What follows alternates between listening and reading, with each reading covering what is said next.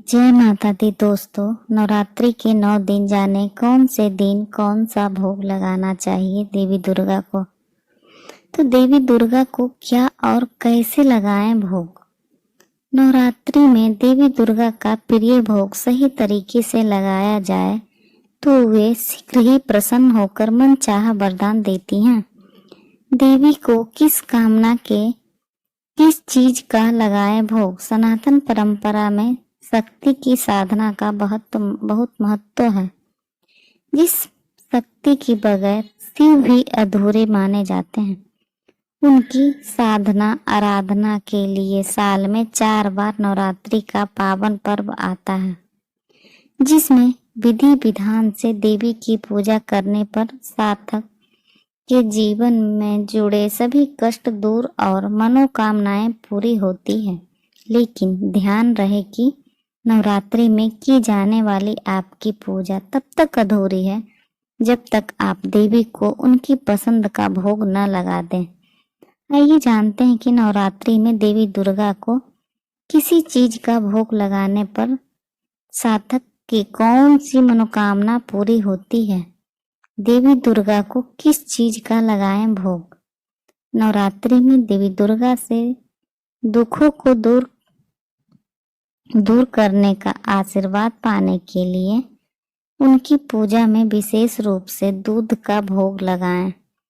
यदि आपके जीवन से जुड़ा कोई शोक आपके कष्ट का बड़ा कारक बन गया हो तो उससे मुक्ति पाने के लिए देवी की पूजा में गुड़ का भोग लगाएं।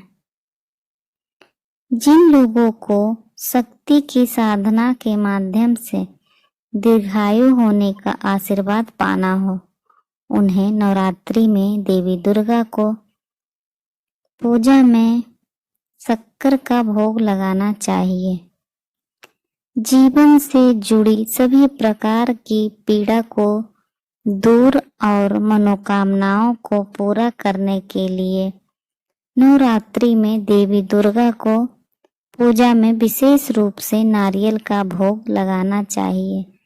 यदि आपको लगता है कि आप जीवन से जुड़े किसी भी निर्णय को लेते समय खुद को असमंजस में पाते हैं तो अपनी निर्णय शक्ति को मजबूत करने के लिए देवी को मालपुआ का भोग लगाएं।